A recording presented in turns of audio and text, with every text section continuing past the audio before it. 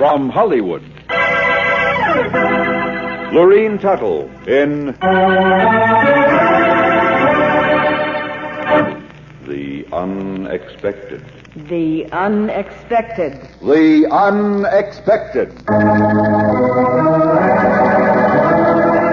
Life is filled with the unexpected. Romantic, tragic, and mysterious endings to our most ordinary actions. Dreams come true, or dreams are shattered by sudden twists of fate in The Unexpected.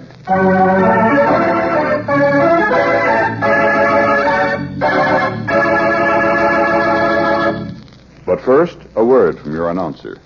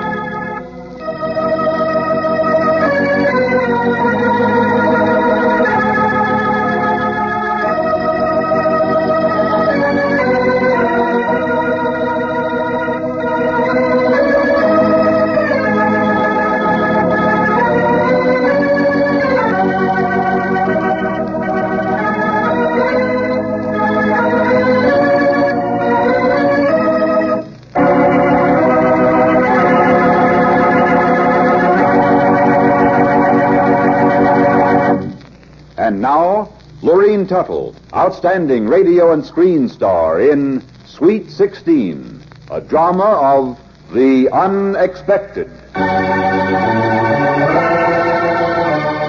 I hate them, and I hope they suffer forever and forever. I don't care if Mother locks me up here in this attic without supper. I'll still say it. I hate them.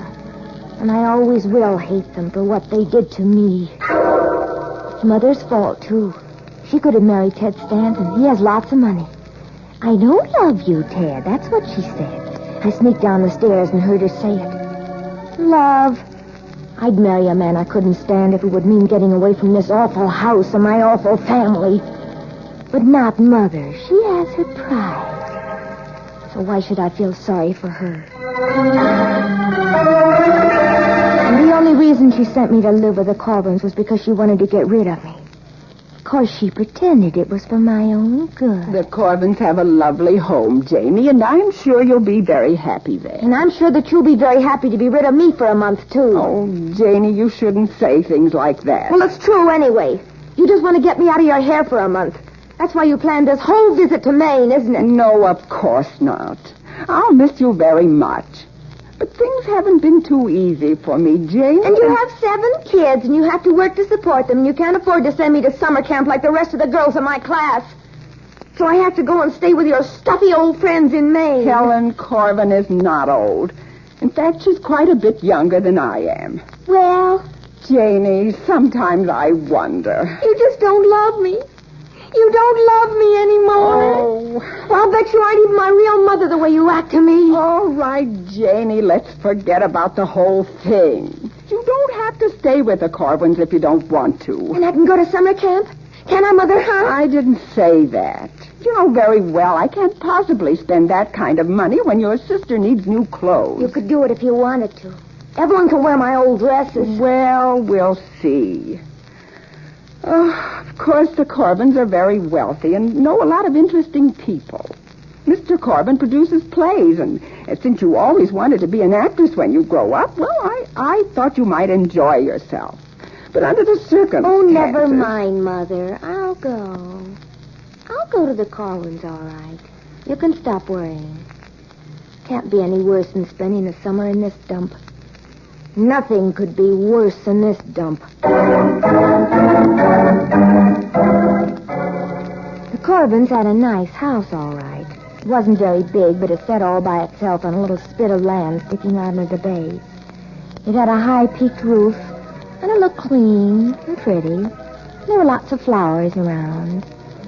I could hear the waves beating against the rocks below as I walked up the path and knocked on the weather-beaten door. Mrs. Carvin answered the door. No butler, no maid. She came herself. Right then I began to get suspicious. She looked pretty enough for an elderly woman. She must have been 36 or 37, but she was well preserved and her voice sounded almost young. Yes?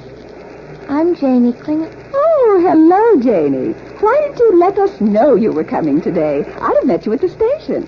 I didn't expect to be met. I can find my way around. Well, come inside, dear, and I'll show you to your room. Here, let me help you with your suitcase. I'll bring it. Oh, all right. Walter, my husband, is out on the lake sailing. He'll be in for dinner, though, and you'll meet him then. I see. And that's it, Jenny. Just the three of us. We've closed our house in town, and I didn't bring up any of the servants. I thought it'd be more fun to do our own cooking and take care of things ourselves, sort of like camping out. I wouldn't know. I've never been on a camping trip. Oh, that's too bad, but maybe we can make up for that this summer. Maybe, Mrs. Carvin. Maybe. Just like camping out. We didn't bring any servants. No, they didn't need to. They had me to do all the work. That was what they wanted me to visit them for, so I'd be a free maid. Why, the first night after dinner when Mrs. Carvin, or Aunt Helen, as she wanted to be called, was washing the dishes, she shoved a damp towel at me and said, Here, Janie, suppose you dry, and then we'll get done faster. And the next day, when Uncle Walter was driving into town, he remarked, just casually, of course. What say you come on in with me, Janie? You can buy the groceries from Mrs. Carvin, and we could have lunch in a little place down by the wharf. Make a lark out of it. What do you say? Yeah, just a lark, so I could do their shopping for them. Be a servant for them.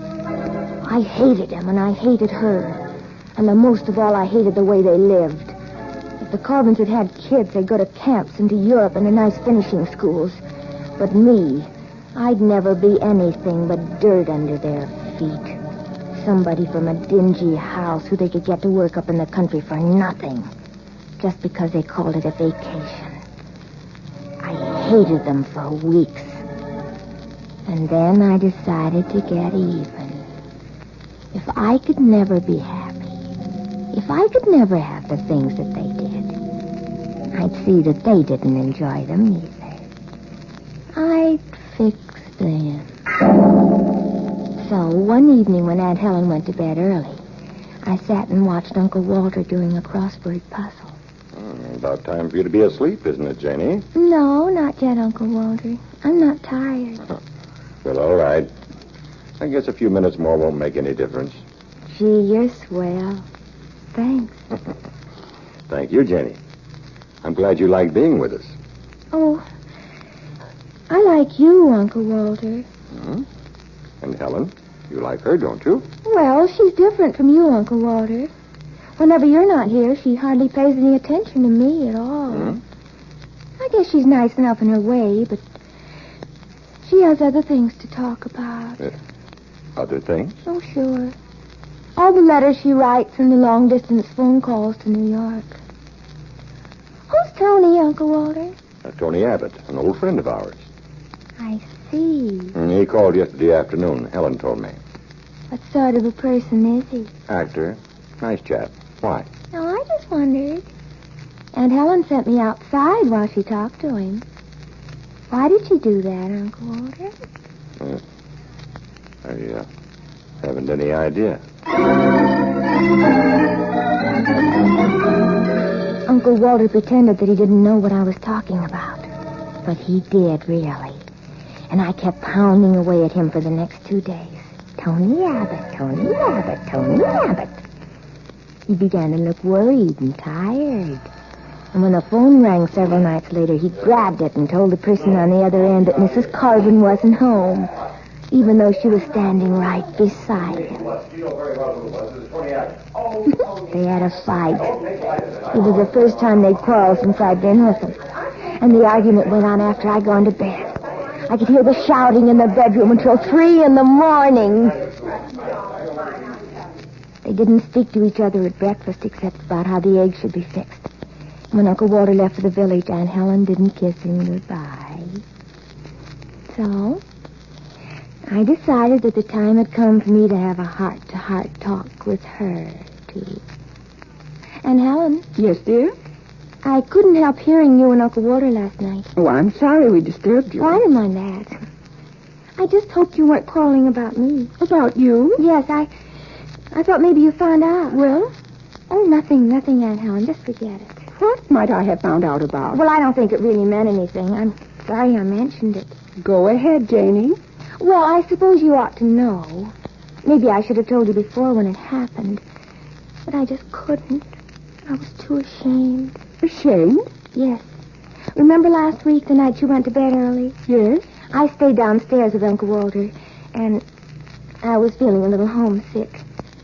And I thought he was just being nice and fatherly, but... Janie, no. He kissed me. And, well, it wasn't a fatherly kiss. I had to slap him and push him away. I felt all sick inside, and I wanted to leave you both. But he made me promise not to and said he'd never touch me again. And he hasn't, Aunt Helen. He's kept his word. So you'll forgive him, won't you? No, Janie. I won't forgive him. Not ever. That same afternoon, Aunt Helen packed her suitcase and left for Reno. When Uncle Walter read her note, he called Mother to come up and take me home. And then he got drunk. Very drunk. Served him right, both of them. That's what they got for treating me like a servant. And they're not going to be happy anymore, and all their money won't make them happy. They're going to get a divorce. And I'm glad. I'm so very glad.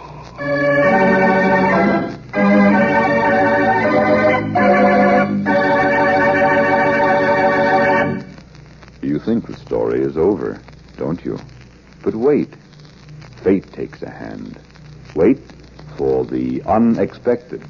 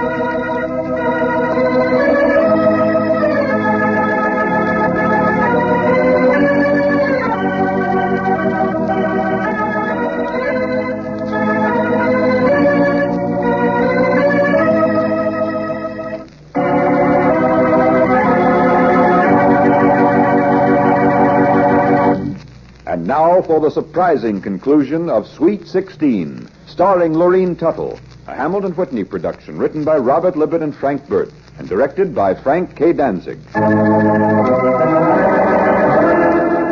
So that's what happened to the Carvins. And it's their fault, and Mother's. They could have said something. Mother didn't need to wait until supper tonight before she explained. Well, Janie, it's too bad about Helen and Walter. Is it? Well, at least from your point of view. What do you mean? Didn't they tell you? Tell me what? Well, that they'd been thinking about a divorce, and Helen felt maybe it was because they didn't have any children. So she arranged for you to spend the summer with them.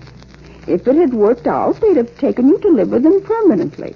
And you'd have had servants and trips abroad and college. Everything a girl could hope for.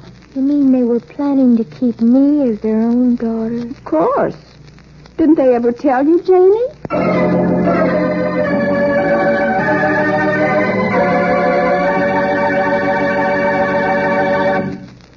Sweet 16 starred Lorene Tuttle.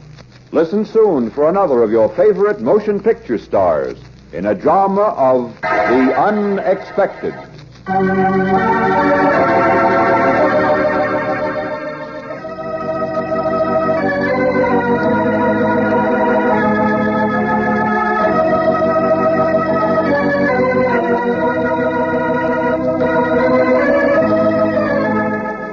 This program was transcribed in Hollywood.